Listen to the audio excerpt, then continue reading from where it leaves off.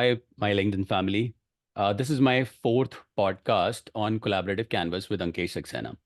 Today, I have a budding entrepreneur who is someone that I've known for almost like 13 years and has a strong passion and determination to create their own business and bring their innovative ideas to life.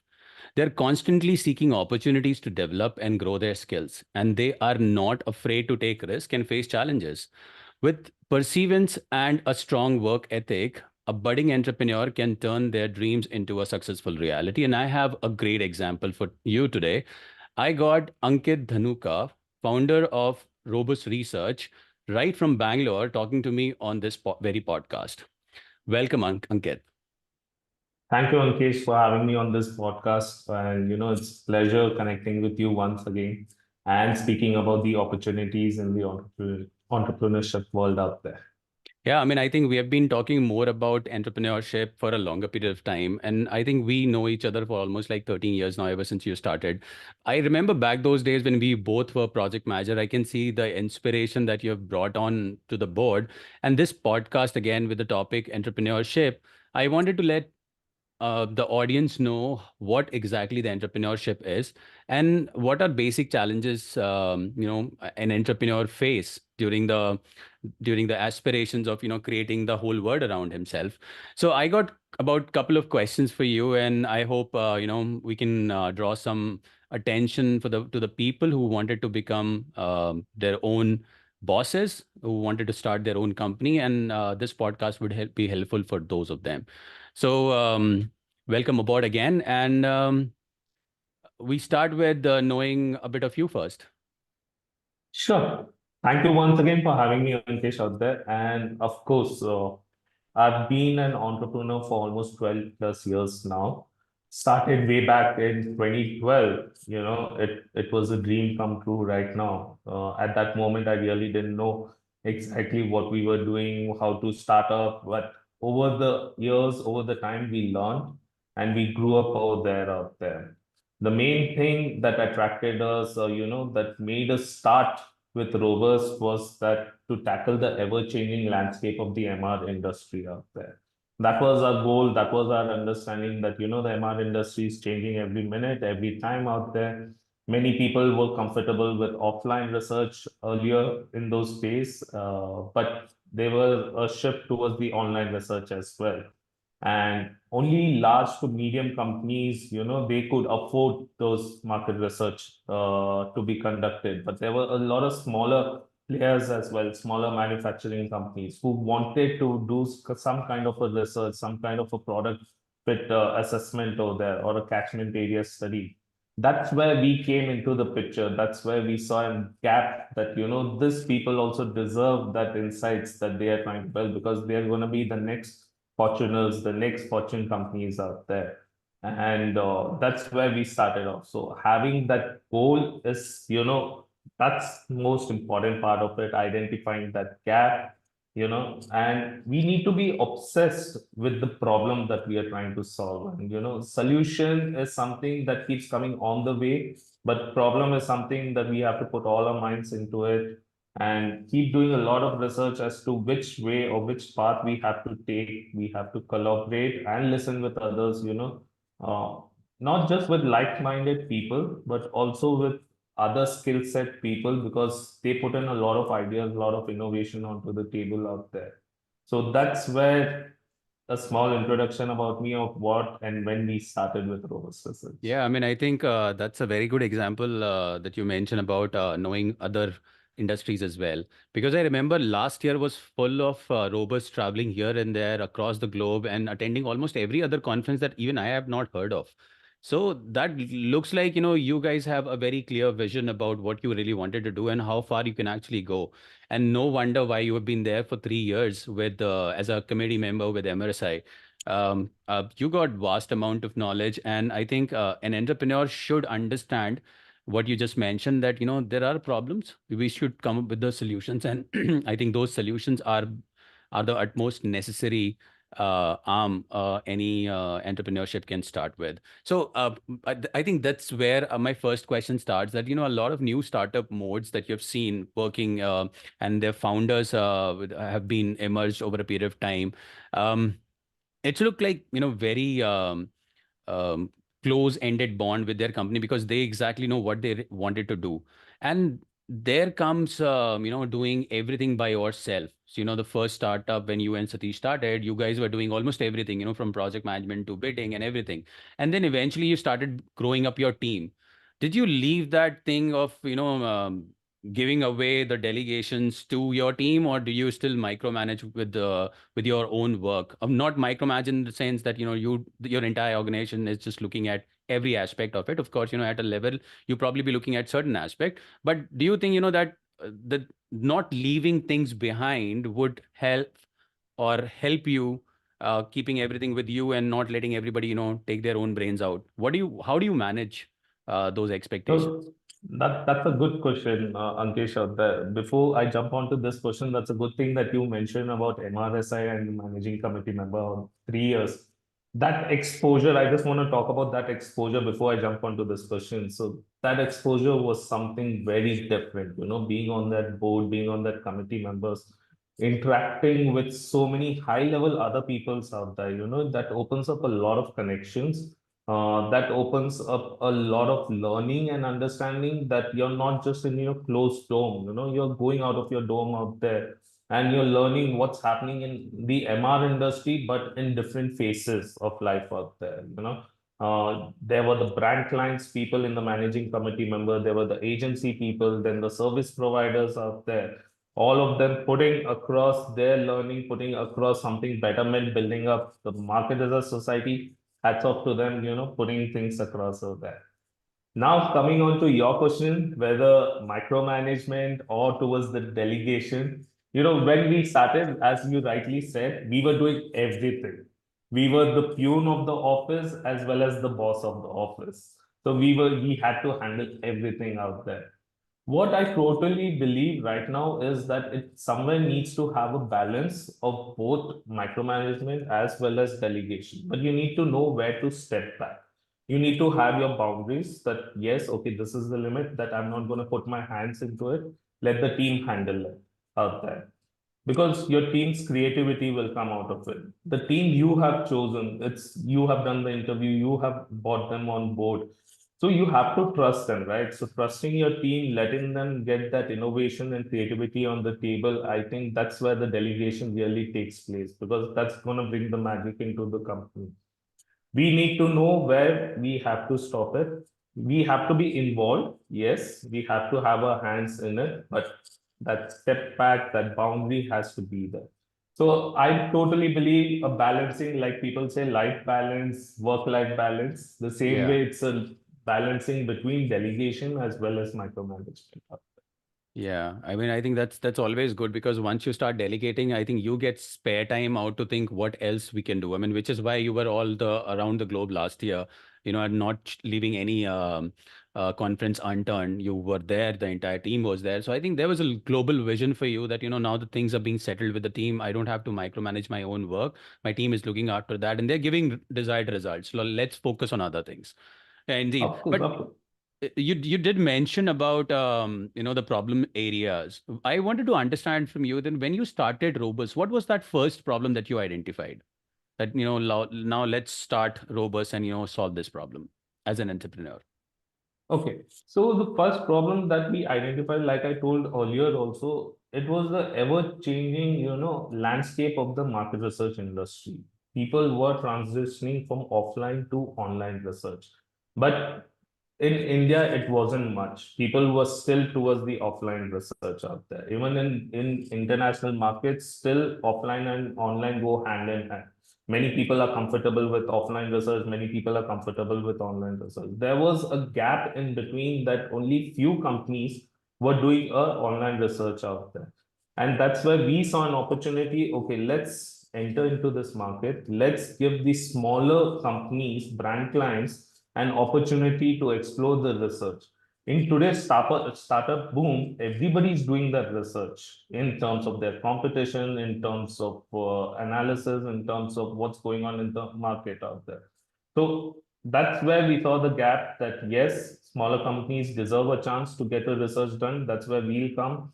The bigger MR agencies charge a boom because of their operational costs coming into picture. We, as a smaller company at that moment, we saw that, okay, our operational cost is not much, so we can do a competition in terms of cost, but equally provide the quality out there, because quality is again a much important factor, which is a debate till today's stage as well. Yeah. With the technology, with the AI coming into the picture, a lot of bot attacks coming out in the surveys. So technology playing an important role as well as being scary for the research world. That's where we are talking about syndicate data also, right? Synthetic Yeah. data. Synthetic data. So synthetic data out there. So there is a lot of challenges. This is where we saw the gap, we entered, and we tried to solve that. And I think we've done that very beautifully. And that's where we've completed 12 plus years now. Otherwise, it would have been very challenging for us to run this business. Of course, of course. And you rightly mentioned that, things have changed in last past 12 years. So, starting in 2012, I guess, right? Yes. So, starting in 2012 and now it's 2024. What has changed for Robus? Okay. So what has changed? We came a long way. 12 years is not a very short period of time. The best part is we're still bootstrapped. We never came across an investor. We never needed an external investment out there. So, touch wood, we were able to grow every year. We were able to make those profits come into the picture. We were able to build that team on to the company, and not just the team, the talented people who change, the faces coming in. Like I told, you're hiring them, you're bringing them into the company. So they are putting their innovativeness and creativity. So they gave ideas that, okay, and there were debates also. So we gave an open hand to all of our colleagues out there that, please, this is an open door policy that we have. Come in, explain your ideas, because we are entrepreneurs. We are somewhere creating those entrepreneurs as well out there. You know, I totally believe that knowledge sharing is the best part any company can do. I do not stop people in my company that, hey, do not go and talk to another department guys, or do not go and learn from them.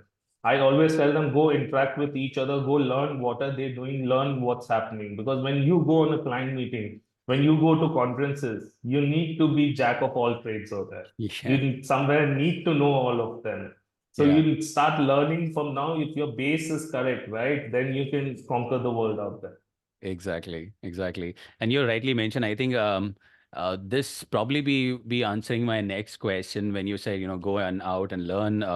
What do you think exactly is the goal of anybody can start their entrepreneurship journey? What should be their goal first? It's very simple, Ankesh. Every entrepreneur in today's world, right, or in past also, they had big dreams and ideas in their mind. There were multiple thoughts running. Okay, I should be doing this, I should be doing that. But ultimately, it comes to one single goal, that you need to have a clear vision and purpose. What are you doing? Why are you doing it? Who's going to get benefited out of it? What is the actual benefit that's going to come around the world? What changes are you going to make in the world out there? Money is, yes, that's one factor. We keep that aside. But other than money, there is a lot into the entrepreneurship out there. When you talk about the goal, like I mentioned, clear vision and purpose. Along with that comes a solid business plan. You need to make that plans, and set those realistic and achievable goals. Now, you cannot say, I'm going to make $1 million in a month's time. That's not at all realistic, and that's not achievable for a startup or, anybody over there. So you have to set those realistic and achievable. Your finances matter a lot. Uh, you look at Elon Musk, you look at Ratan Tata, all of them have a goal, have a vision. Now, if you talk about Elon Musk that I'm speaking about, Mm. the SpaceX, why is he building that? He has a vision, and he's been failing terribly in that. And millions and billions of dollars are going down that rocket over there. But he's still going on because he has that vision that, yes, someday I'm going to take people on a trip for the moon. That's his vision. And that's where he's going on building it. He's funding it. He's not giving it up out there. So you need to have your goal very clearly mentioned. You need to have those sets side. Like I told, for me, when I started Robust Research, it was tackling the MR industry change. So everybody, whoever is in different industry, will have their goal. That's where I see it around. You did mention about a business plan. I'm sure, and then there's always an exit strategy. What Right. suggestion would you give in terms of business plan and exit strategy? A lot of organization are probably in the founders who are actually coming up as a startup, and they're very aspiring about starting something up. They probably be thinking of what business plan they can come up with and what exit strategy they can come up with. So, what is your suggestion in this case? I think business plan you need to have, even when you're starting your business, even when you're starting over there, somewhere in your mind, you need to have that clear-cut roadmap to success. That business plan has to go this way. It cannot go this way. It cannot be a down curve. It always has to be an up curve. There is chances that the business might go down. That's part and parcel of the whole business and whole entrepreneurship. But your business plan roadmap to success, which defines your goals as your strategies and your potential roadblocks. Even your roadblocks needs to be defined very clearly. You can't be all la la la that yeah, it's all positive side. You have to define your potential roadblocks. What if this happens? What if that happens? What's gonna happen next? You need to have your executives, your own selves into the place that yes, I'm into the game. It needs hours, I'm there. I'm going to put those hours in this. It needs strategies, I'm going to put in those strategies. It needs meeting up with people of any level, of any time, I'm going to be there. You have to drop your shyness. Yeah. You cannot keep your shyness out there and then become an entrepreneurship. Entrepreneurship is all about dropping your shyness, being shamefulness or shamelessness out there, and taking things forward. The most important part again in the business plan is knowing your competitors. What's there, what are they doing, what different are they doing, or when you're getting into the business, what different can you do into the business that they are not doing it. That's another gap you have to see, that how are you going to differentiate. So the main thing in the business plan comes, what the problem is, what are you trying to solve, what are your competitors solving, how better are you better than your competitors. Then comes in your with your strategic and marketing plan. How are you going to market yourselves? How are you going to reach out to those first customers? You need money, right, to sustain. So you need to have those first customers out there. And that's what is important. So the last part is again the finances, which I was talking about. How are you going to get your revenue? How are you going to get your projections? How are you going to even manage your expenses? Because okay, even in the initial few months or years, we were not taking any money back home because we are all putting it into the business. We're building the tech, we're building the technology, business roadmap out there. Only after few years, even after few years, we started something taking back as a salary back home.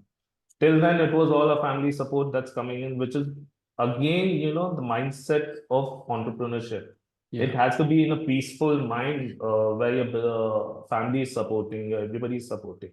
But I'll leave that aside. Coming back to the question of the business plan, all this putting in place, the goals, the strategies, roadblocks, your competition, the finances, that's where your business plan actually takes a shape and then you grow your curve up. Now coming to your other question was on the exit strategy. So let's tell our viewers what exactly is an exit strategy first, because it's as simple. It's a plan for any investor to come out of your business making profit. Any person who's putting money in your business or putting money in you is not gambling his money. He wants an ROI. He wants something profit out of it. He wants to make a return out there. So the business plan that I was talking about needs to have this exit strategy also if you're looking out for investors. Now, all the businesses do not have investors. Many businesses are bootstrapped and they're doing beautifully. Like I mentioned, Robust Research is bootstrapped and we're doing beautifully. We never felt like we needed an external investor. Same way, there are many other companies. Mm. But yes, for an aggregation, for going fast forward, an investor can drive your car very fast. It can drive you as a rocket out there.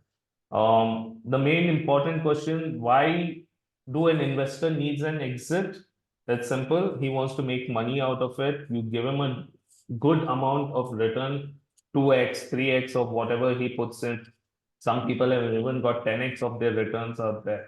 So that's how you do it. How do they get those exits? Again, I see it in three ways. One is IPO, the public offerings out there. We have seen many companies now coming up with IPO, the Zomatos, the Mama Earth, all of these companies Yeah. have come up with IPO out there. That's where their investors are getting their returns. The most important, merger and acquisitions. In today's MR industry, a lot of merger and acquisitions are taking place. Why are they Exactly. taking place? One, towards the profit side of it, of course, that's playing a game, but another way is killing your competition. The merger and acquisition is, killing your competition out there, taking their clients as well and saying, hey, now you're under this umbrella of mine. And the third most is buyout by the management itself. Management itself, if they earn that much of money, they can buy out the investor and get the shares in return.